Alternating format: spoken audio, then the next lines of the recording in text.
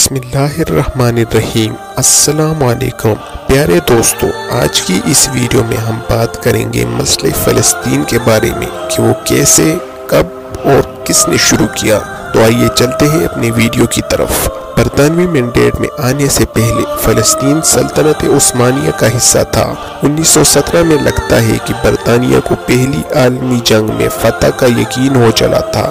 Lord Arthur بلفور سلطنت برطانیہ کے وزیر خارجہ تھے۔ لارڈ بلفور نے ایک سرکردہ برطانوی صہیونی لیڈر مسٹر والٹر کو خط لکھا کہ برطانوی حکومت فلسطین میں یہودی لوگوں کی ریاست کے بارے میں مثبت خیالات رکھتی ہے۔ یہ بات بھی دلچسپ ہے کہ 1917 میں جب یہ خیالات اس مختصر سے خط کی شکل میں نمودار ہوئے تب فلسطین ترک سلطنت کا حصہ تھا۔ البتہ برطانیہ جب دنیا کا سب سے بڑا چودھری تھا، ادھر ترکی یورپ کا مرد بیمار بن چکا تھا۔ اس خط میں سلطنت برطانیہ کا حد سے بڑا ہوا اعتماد بھی جھلکتا ہے۔ خط کے آخر میں یہ بھی تحریر تھا کہ اس بات کا خیال رکھا جائے کہ غیر یہودی آبادی کے مذہبی اور سول حقوق متاثر نہ ہو۔ یہاں یہ بات ضروری ہے کہ یہودی اور صہیونی فرق واضح کر دیا جائے، اور 1917 میں فلسطین میں مختلف مذاہب کے پیروکاروں کی آبادی کا تناسب بھی بتا دیا جائے تاکہ یہ لکھنے میں آسانی ہو کہ فلسطینی کتنی بڑی تاریخی ستم ظرفی کا شکار ہوئے ہیں۔ صہیونی تحریک 19ویں صدی کے آخر میں یورپ میں شروع ہوئی۔ یہ لوگ انتہا پسند یہودی تھے جو اپنی علیحدہ ریاست بنانا چاہتے تھے جہاں دوسرے مذاہب کے لوگ ان کے شریک نہ ہوں۔ یہ بات بھی مد نظر رہے کہ ہر یہودی صہیونی نہیں ہوتا۔ فلسطین میں صدیوں سے تینوں ادیان کاویہ یعنی اسلام، عیسائیت اور یہودیت کے پیروکار مکمل امن و آشتی کی فضا میں رہ رہے تھے۔ یہ مقدس سرزمین تینوں مذاہب کے لیے بے حد اہم ہے۔ خلیفہ دوم سیدنا عمر فاروق رضی اللہ عنہ نے یروشلم فتح کیا۔ گو کہ مسلمانوں کا قبلہ اول یہاں تھا، لیکن فتح کے وقت نماز پڑھنے کے لیے مناسب جگہ نہیں تھی۔ عیسائیوں نے پیشکش کی کہ ہمارے کلیسا میں نماز ادا کر لے۔ خلیفہ راشد نے یہ کہہ کر محاذت کر لی کہ اگر میں نے کلیسا میں نماز پڑھی تو دوسرے مسلمان بھی میری پیروی کریں گے اور آہستہ آہستہ آپ کی جائے عبادت آپ کے پاس نہیں رہے گی۔ 1917 میں فلسطین میں یہودی ٹوٹل آبادی کا 7% تھے، عیسائی 10.5% تھے، جبکہ مسلمان 82% تھے۔ شروع میں صہیونی تحریک یورپ میں بھی مقبولیت حاصل نہ کر سکی کیونکہ یورپ کے لوگ یہودیوں سے نفرت کرتے تھے۔ اس کے برعکس یہودی سلطنت عثمانیہ میں عمومی طور پر اور فلسطین میں خاص طور پر معزز شہریوں کی طرح رہ رہے تھے۔ دوسری عالمی جنگ میں جب ہٹلر نے یہودی آبادی پر ظلم ڈھائے تو برطانیہ اور اس کے اتحادی ممالک میں یہودیوں کے لیے رحم کا جذبہ اجاگر ہوا۔ شاہ فیصل مرحوم فرماتے تھے کہ یہودیوں پر ستم جرمنوں نے ڈھائے مگر قیمت عربوں کو ادا کرنا پڑی۔ نومبر 1947 میں اقوام متحدہ کی جنرل اسمبلی نے فلسطین کی پارٹیشن یعنی تقسیم کی قرارداد پاس کی۔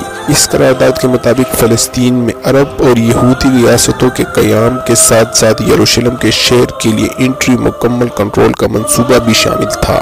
عربوں نے یہ قرارداد رد کر دی جبکہ فلسطین کے یہودیوں نے اسے قبول کر لیا، اور اب تک فلسطین میں یہودیوں کی تعداد خاصی بڑھ چکی تھی۔ برطانوی مینڈیٹ کے دوران بہت سے یہودی فلسطین میں آباد ہو چکے تھے۔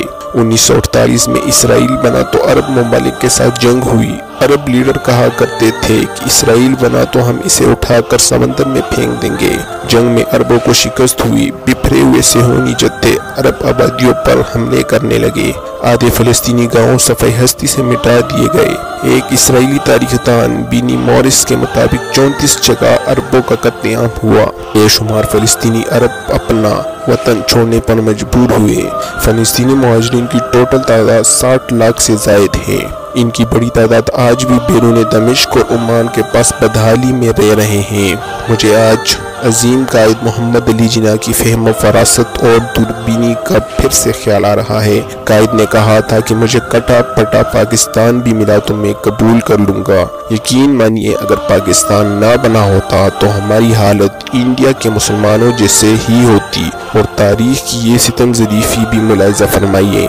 کہ دو ریاستی فارمولہ جسے عربوں نے 70 سال پہلے ٹھکرا دیا تھا آج اس کے حصول کے لیے کوشش کر رہے ہیں، مگر اسرائیل وہ بھی دینے کو تیار نہیں۔ 1980 کی دہائی میں یاسر عرفات نے مسلح جدوجہد کے بجائے بات چیت کا اسلوب اپنایا۔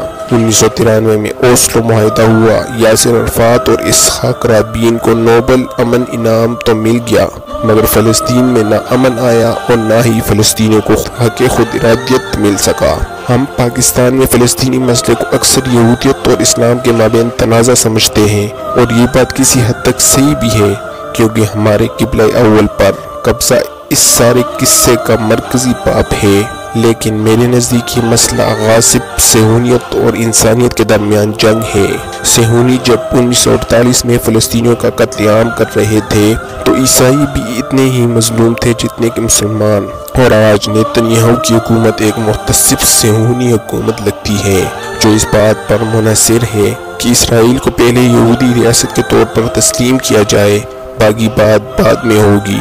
مقصد صاف ظاہر ہے کہ کوئی فلسطینی مہاجر، خواہ وہ عیسائی ہو یا مسلمان، اپنے وطن واپس نہ آ سکے۔ اسرائیلی بڑی ڈٹائی سے کہتے ہیں کہ عرب ممالک کی تعداد 22 ہے، جبکہ یہودی آبادی والا اسرائیل صرف 1 ہے، اور اس بات کا اصل مقصد یہ ہے کہ عرب ممالک فلسطینی مہاجرین کو اپنے ہاں آباد کریں۔ گویا 60 لاکھ فلسطینی مہاجرین جن کی 3 نسلیں خیمہ بستیوں میں جوان ہوئی ہیں، اپنے اصلی گھروں کو لوٹنے کے حق سے محروم کیے جا رہے ہیں۔ تمام انسانی حقوق کے قوانین اور اقوام متحدہ کی کئی قراردادوں میں فلسطینی مہاجرین کی واپسی کے حق کو تسلیم کرتی ہے، لیکن اسرائیل کو کوئی پرواہ نہیں، کیونکہ امریکہ اور برطانیہ اس کے حامی ہے۔ اور مجھے نزار قبانی کی نظم یاد آ رہی ہے جو فلسطینی مہاجرین کی ذہنی کیفیت کی عکاس ہے۔ اب میرے ہاتھ میں بندوق آ گئی ہے، اے مجاہدو، مجھے اپنے ساتھ فلسطین لے چلو۔ میں اپنی کھوئی ہوئی سائیکل تلاش کروں گا، میں اپنے محلے کے دوستوں کے ساتھ کھیلوں گا۔ اے مجاہدو، مجھے اپنے ساتھ فلسطین لے چلو۔ جتنے فلسطینی آج ایسٹ میں یعنی دریائے اردن کے بائیں کنارے رہ رہے ہیں، ان سے کہیں زیادہ پوری دنیا میں در بدر پھر رہے ہیں۔ لارڈ بلفور نے یہ مختصر مگر ظالم خط 2 نومبر 1917 کے دن لکھا تھا۔ برطانوی وزیر اعظم نے پچھلے ہفتے کہا کہ 2 نومبر ہمارے لیے فخر کا دن ہے۔ میرا سوال یہ ہے کہ آپ کو فخر کس بات کا ہے؟ کیا آپ کو فخر اس بات کا ہے کہ 100 سال پہلے ایک پرامن، مہذب اور شاندار ماضی والے قوم کا مستقبل تباہ کر دیا گیا تھا؟ کیا آپ کو فخر اس بات پر ہے کہ 3 عظیم ادیان کی سرزمین میں ہمیشہ کے لیے نفرت کے بیج بو دیے گئے؟ اس طرح کی مزید ویڈیوز دیکھنے کے لیے میرا چینل سبسکرائب کریں اور ویڈیو کو لائک کرنا نہ بھولیے۔ اور آخر میں دعا کرتا ہوں کہ اللہ تعالیٰ ہمارے فلسطینی بہن بھائیوں اور بچوں کی مدد کرے اور یہودیوں کو نیست و نابود کرے، آمین۔